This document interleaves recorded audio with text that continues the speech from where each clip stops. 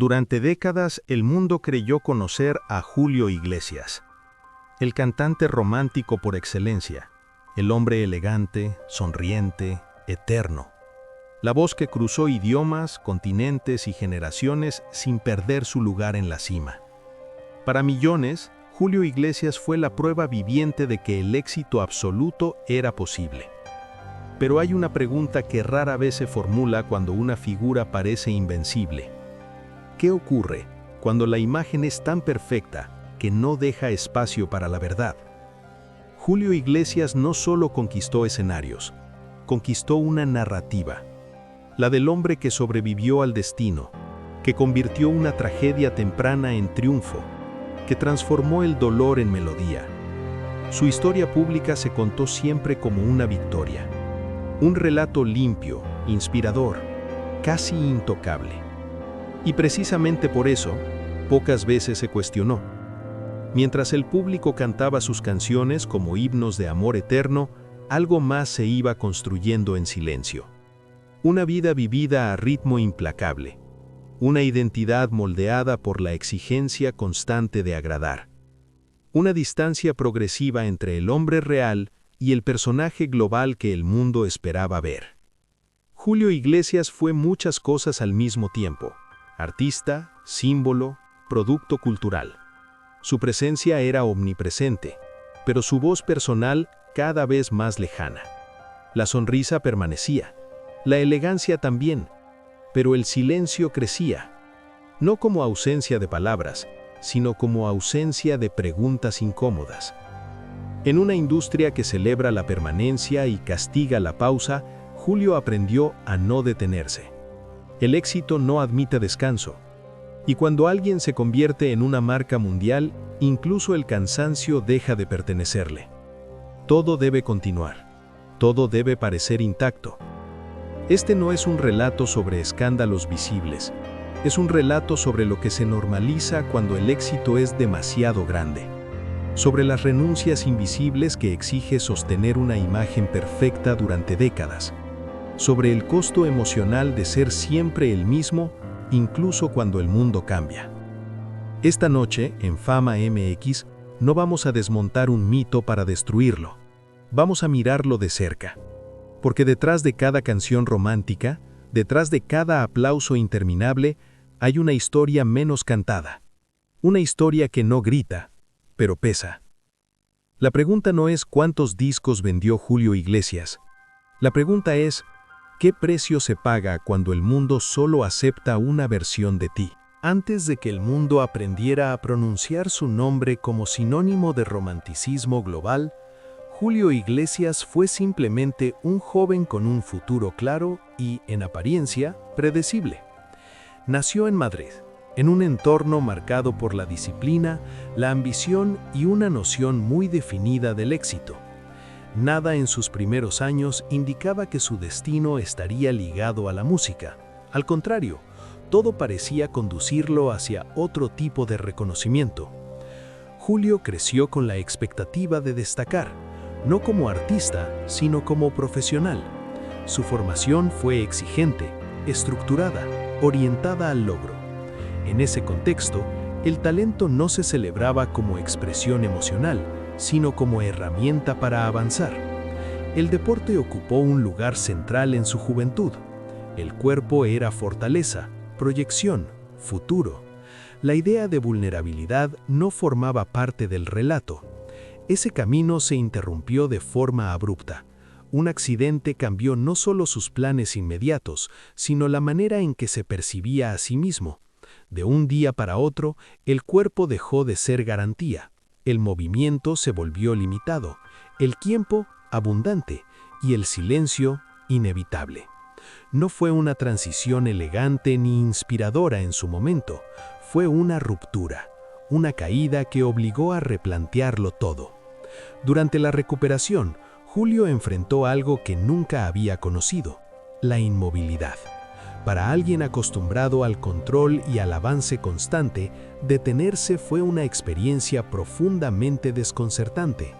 El mundo exterior siguió su curso mientras él quedaba al margen.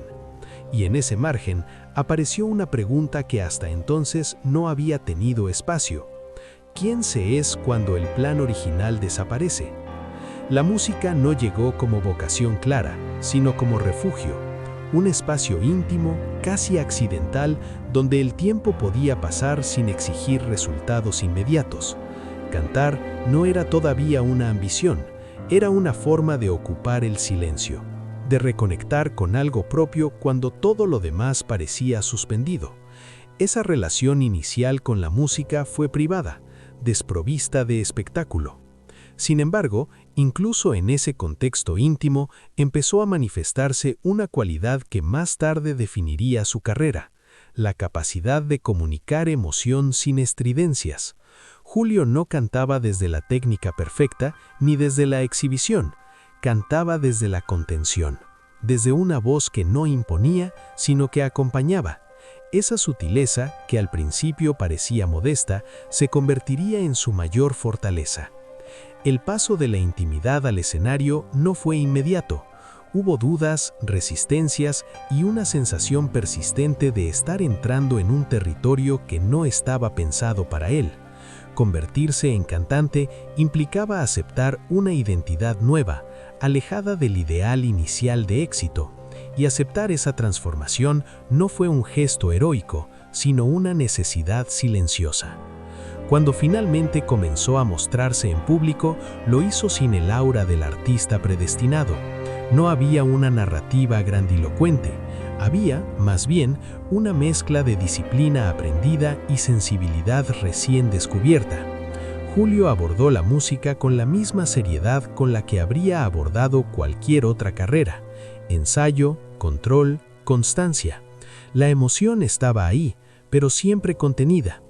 Este origen es clave para entender todo lo que vendría después. El mito de Julio Iglesias no nació de una rebeldía artística ni de una ruptura con el sistema. Nació de una adaptación, de aprender a habitar una nueva identidad sin renunciar a la estructura que lo había formado. Esa combinación, disciplina y emoción medida, definió su estilo y su relación con el éxito.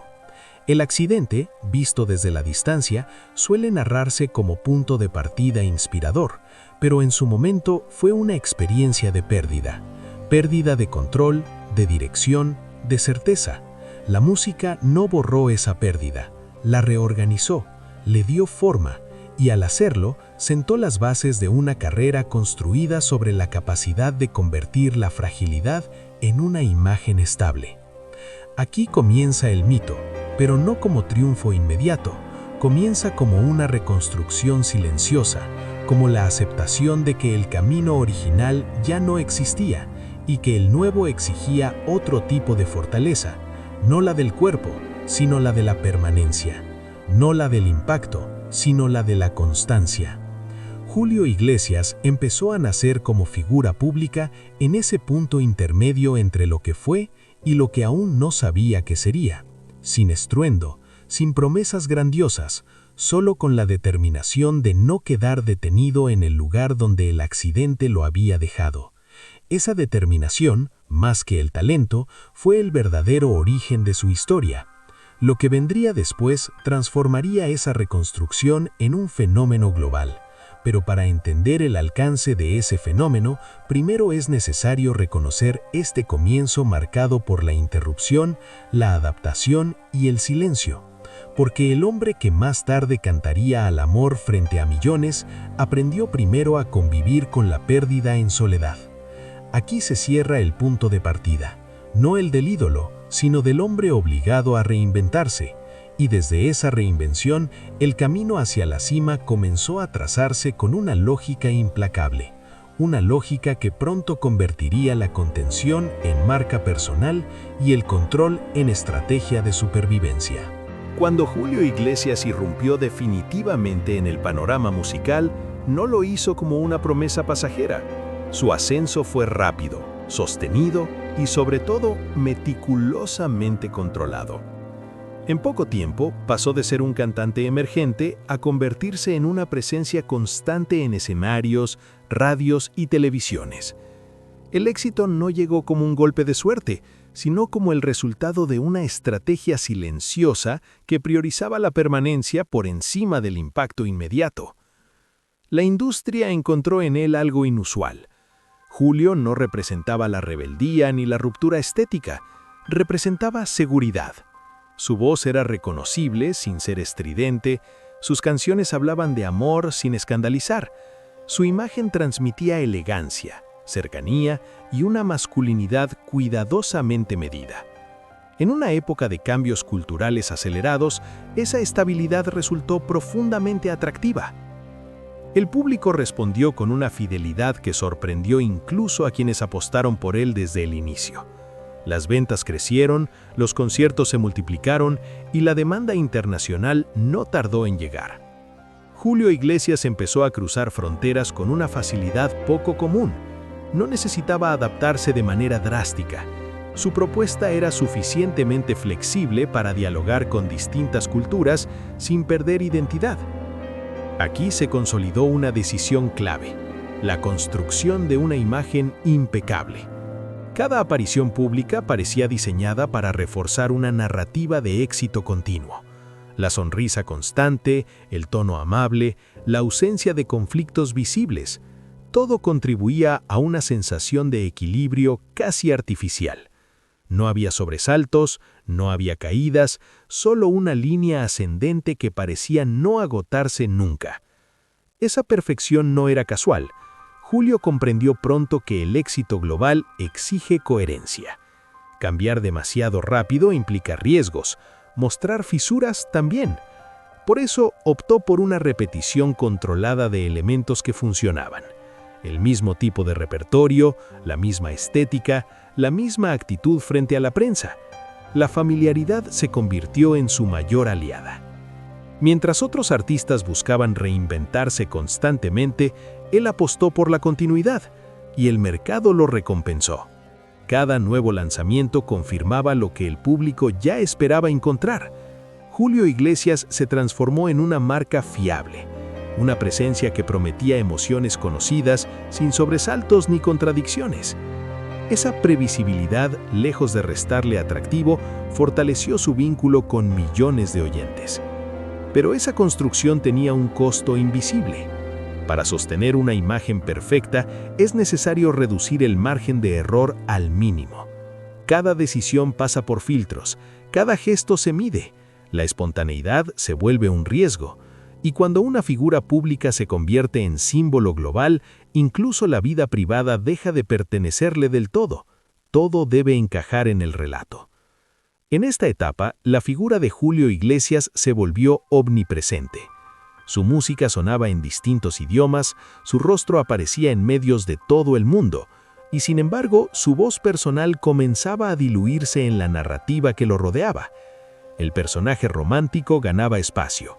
El hombre real, cada vez menos visible. La industria celebraba esa estabilidad, el público también. Nadie pedía cambios profundos, nadie cuestionaba el ritmo, porque mientras el éxito se mantenga, las preguntas incómodas se postergan. Julio parecía haber encontrado la fórmula perfecta para no caer, y en ese punto, la caída ni siquiera se concebía como posibilidad. Esta fase marcó la consolidación definitiva del mito. Julio Iglesias ya no era solo un cantante exitoso, era una referencia, un estándar, alguien que parecía haber domesticado el tiempo, la fama y el desgaste. Su carrera avanzaba sin sobresaltos, como si estuviera diseñada para no fallar. Pero toda imagen perfecta genera una tensión silenciosa. Cuanto más alto se eleva una figura, más esfuerzo requiere sostenerla. Y aunque esa tensión no se manifieste de inmediato, se acumula, se filtra en los silencios, en la repetición, en la imposibilidad de mostrarse distinto sin romper la expectativa colectiva. Aquí se cierra la etapa de la explosión del éxito, no como un punto culminante, sino como una meseta cuidadosamente construida. Una cima que no se abandona, pero que tampoco permite descender sin consecuencias. Desde este lugar de perfección sostenida, la historia comienza a adquirir un matiz distinto. Porque cuando todo parece estable durante demasiado tiempo, cualquier cambio, por pequeño que sea, se vuelve significativo. Con la imagen perfecta ya instalada, la vida de Julio comenzó a mostrar señales que, durante mucho tiempo, pasaron inadvertidas. No eran escándalos ni crisis públicas, eran gestos mínimos, silencios prolongados, decisiones repetidas que apuntaban a una misma dirección: la necesidad de sostener una sonrisa incluso cuando el cansancio empezaba a pesar. El ritmo no disminuyó. Giras interminables, compromisos internacionales, entrevistas cuidadosamente administradas. El calendario parecía no dejar espacio para la pausa, y cuando alguien se convierte en sinónimo de estabilidad, detenerse se percibe como una amenaza. El público no pide descanso, pide continuidad, y la industria, acostumbrada a capitalizar la permanencia, refuerza esa exigencia. A primera vista, nada parecía fuera de lugar. La voz seguía reconocible, la presencia intacta. La narrativa pública no mostraba fisuras. Pero la repetición constante comenzó a generar una sensación distinta. Las canciones hablaban del amor eterno, mientras la vida real se organizaba alrededor de una logística implacable. El romanticismo funcionaba en escena. Fuera de ella, la estructura era rígida. El cansancio no se manifestó como agotamiento visible, se expresó en la previsibilidad, en la dificultad de introducir cambios sin alterar el equilibrio construido. Cada variación implicaba un riesgo: decepcionar a quienes esperaban encontrar siempre lo mismo. Así, la creatividad quedó subordinada a la expectativa, no por falta de ideas, sino por exceso de responsabilidad. La sonrisa, convertida en sello, empezó a operar como una máscara funcional. No ocultaba un conflicto concreto, sino una acumulación. Años de mantener una imagen sin contradicciones, años de ser leído como símbolo antes que como individuo. En ese contexto, la vida privada se volvió un territorio cada vez más cerrado, no por secretismo, sino por protección. Las primeras grietas también aparecieron en la distancia. Distancia con el público, con los medios, con la posibilidad de explicar matices. El personaje romántico ocupaba todo el espacio disponible. Y cuando un personaje se vuelve total, el margen para la ambigüedad desaparece. La ambigüedad, sin embargo, es donde habita la experiencia humana. Esta etapa no estuvo marcada por una caída, sino por una tensión sostenida, una sensación de que el éxito, lejos de liberar, imponía una forma específica de existir. El control, que había sido estrategia, comenzó a convertirse en necesidad. Cada decisión debía reforzar la imagen, cada silencio debía evitar interpretaciones incómodas. La industria celebraba la consistencia, el público la familiaridad, pero ambos rara vez se preguntan qué ocurre cuando la consistencia se vuelve obligación. Mantener la perfección exige renunciar a la transformación visible, y renunciar a la transformación implica cargar con una identidad que ya no evoluciona al mismo ritmo que la persona que la sostiene. Aquí es donde el cansancio adquiere una dimensión más profunda. No es físico, es narrativo. Es la fatiga de repetir una versión de uno mismo durante demasiado tiempo, de no poder contradecirse sin poner en riesgo un pacto implícito con millones de personas. Ese pacto, aunque no se firme, pesa. Las grietas no se abrieron de golpe, se insinuaron, en la elección de proyectos seguros, en la ausencia de declaraciones personales, en la preferencia por el silencio frente a la explicación. Cada decisión, aislada, parecía lógica. En conjunto, revelaban una estrategia defensiva frente a un mundo que ya no ofrecía margen para el error. Esta fase es crucial porque prepara el terreno de lo que vendrá después. No hay tragedia aún, no hay revelación definitiva, hay algo más inquietante: la sensación de que la imagen perfecta empezó a exigir más de lo que devolvía. Y cuando una imagen deja de proteger, se convierte en peso. Aquí se cierra el momento de las primeras grietas. El mito sigue intacto a los ojos del mundo, pero detrás de la sonrisa, el equilibrio ya no es tan liviano como antes. El siguiente paso no tendrá que ver con el éxito, sino con la manera en que se gestiona cuando el cansancio deja de ser opcional. El silencio de Julio Iglesias no apareció de forma repentina. Se fue instalando con el tiempo, casi sin ser notado, como una decisión práctica que terminó convirtiéndose en una estrategia vital. No fue una retirada dramática ni una despedida anunciada. Fue una disminución gradual de la presencia, una forma distinta de estar sin exponerse del todo. Para el público, el silencio se interpretó como elegancia, para la industria como control. Para el propio Julio parecía ser una necesidad. Después de décadas de visibilidad absoluta, hablar menos era una manera de sostener lo construido sin abrir nuevas grietas. La palabra, cuando se pronuncia desde una imagen perfecta, siempre corre el riesgo de romper algo. Callar, en cambio, preserva. Ese silencio coincidió con cambios inevitables. El cuerpo ya no respondía igual. La voz, aunque reconocible, requería más cuidado. El ritmo, que durante años fue norma, empezó a sentirse excesivo. Pero en una narrativa basada en la permanencia, reconocer el desgaste no resulta sencillo. La ausencia de declaraciones permitió que la imagen siguiera intacta, aunque cada vez más distante. La verdad incómoda es que el silencio también comunica. Comunica límites, cansancio, la necesidad de proteger un espacio personal que durante mucho tiempo no existió. Sin embargo, al no explicarse, ese silencio dejó espacio para interpretaciones ajenas, rumores, suposiciones, lecturas incompletas. Cuando una figura se retira sin dar contexto, otros lo construyen por ella. Julio Iglesias había aprendido a convivir con esa ambigüedad. Su carrera se sostuvo durante años sobre la idea de que no era necesario explicarlo todo. La música hablaba por él, pero cuando la música empezó a sonar menos, el vacío narrativo se volvió más evidente.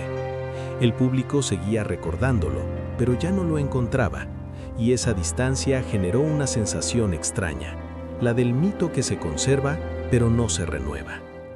En este punto, el silencio dejó de ser solo una elección personal. Se convirtió en un tema. ¿Por qué no hablaba? ¿Por qué no regresaba? ¿Por qué mantenía esa distancia? Las preguntas no buscaban necesariamente una confesión, sino una señal de continuidad humana, algo que conectara la imagen histórica con el presente.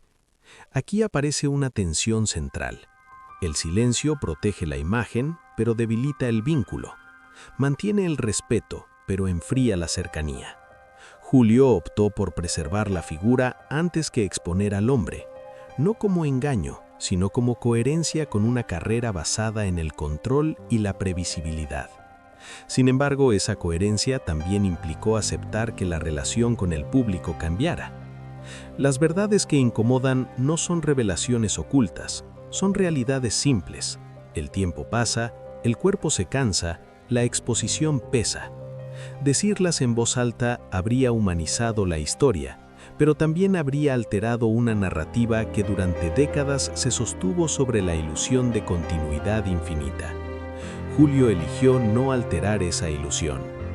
Este silencio prolongado no debe leerse como desaparición, sino como transición incompleta, una forma de estar presente a través del recuerdo, no de la actualización. El mito sigue vivo, pero se mantiene en un tiempo detenido. Y cuando una figura permanece en el pasado, el presente empieza a llenarse de preguntas sin respuesta. Aquí la historia alcanza su punto más incómodo.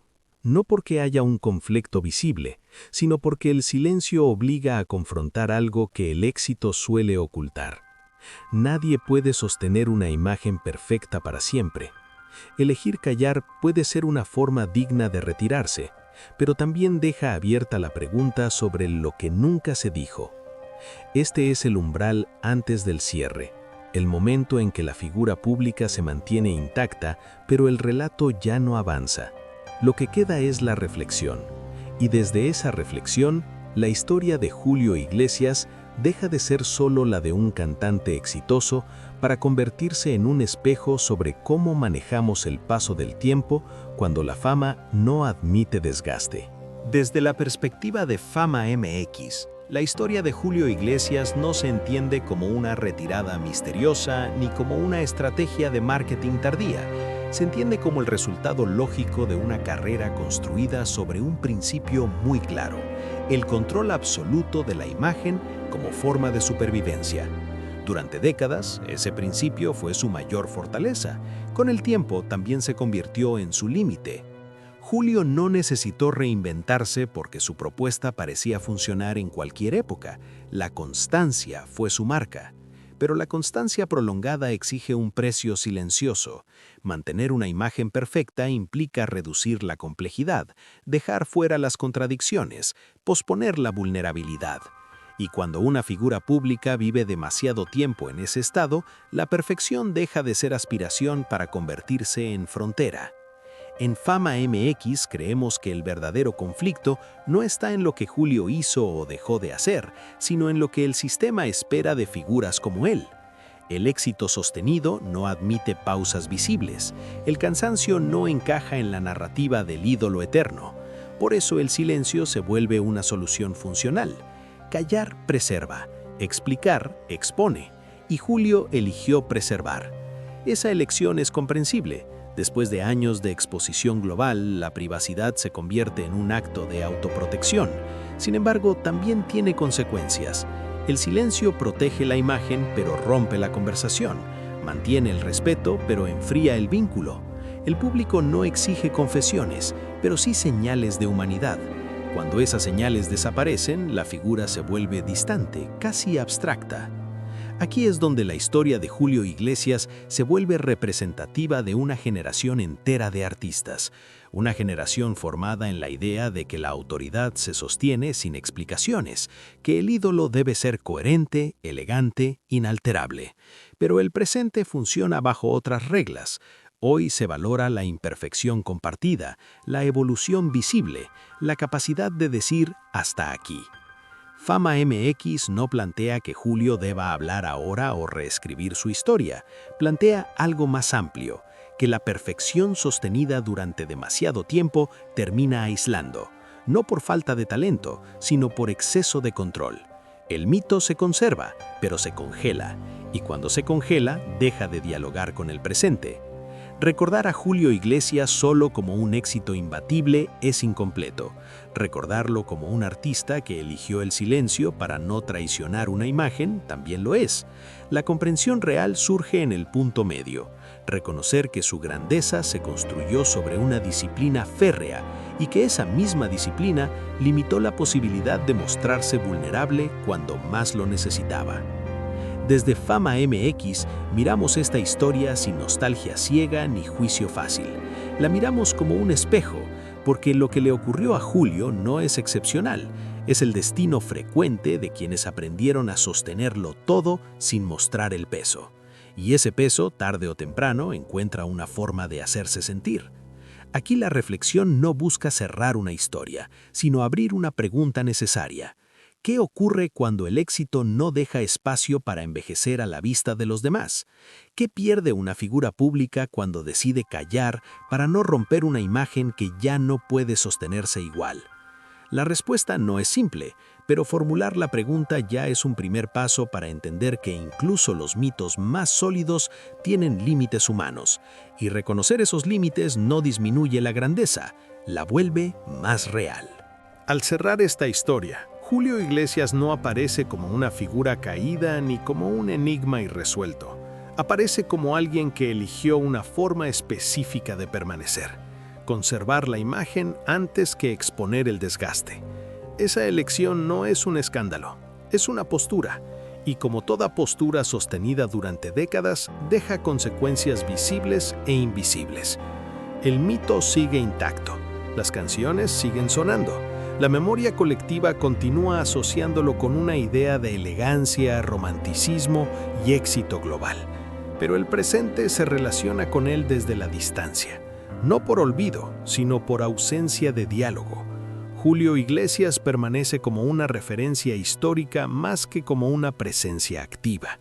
Y ese tránsito, silencioso pero definitivo, dice mucho sobre cómo entendemos la fama cuando el tiempo avanza. Tal vez el punto no sea preguntarse por qué cayó, sino qué exige un mundo que no tolera ver envejecer a sus ídolos, porque el silencio, en este caso, no parece esconder una verdad oscura, sino proteger una identidad construida con precisión durante años. Hablar habría significado aceptar la transformación. Callar permitió conservar la coherencia. Ambas opciones implican una pérdida. En Fama MX creemos que estas historias no se cierran con conclusiones tajantes, se quedan abiertas porque reflejan dilemas que siguen vigentes. ¿Debe una figura pública mostrarse vulnerable para seguir siendo relevante?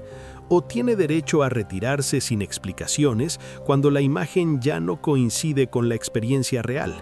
No hay una respuesta única. Hay contextos, generaciones y expectativas distintas.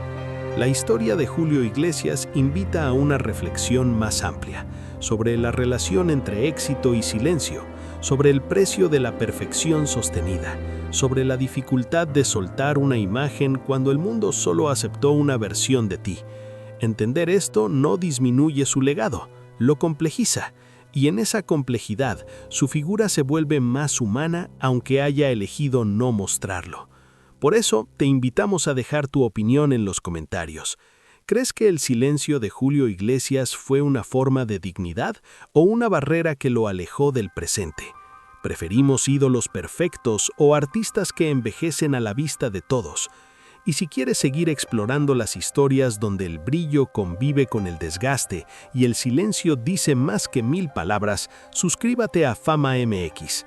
Aquí no desmontamos mitos por espectáculo, los analizamos cuando el tiempo empieza a hacer preguntas que nadie se atrevió a formular.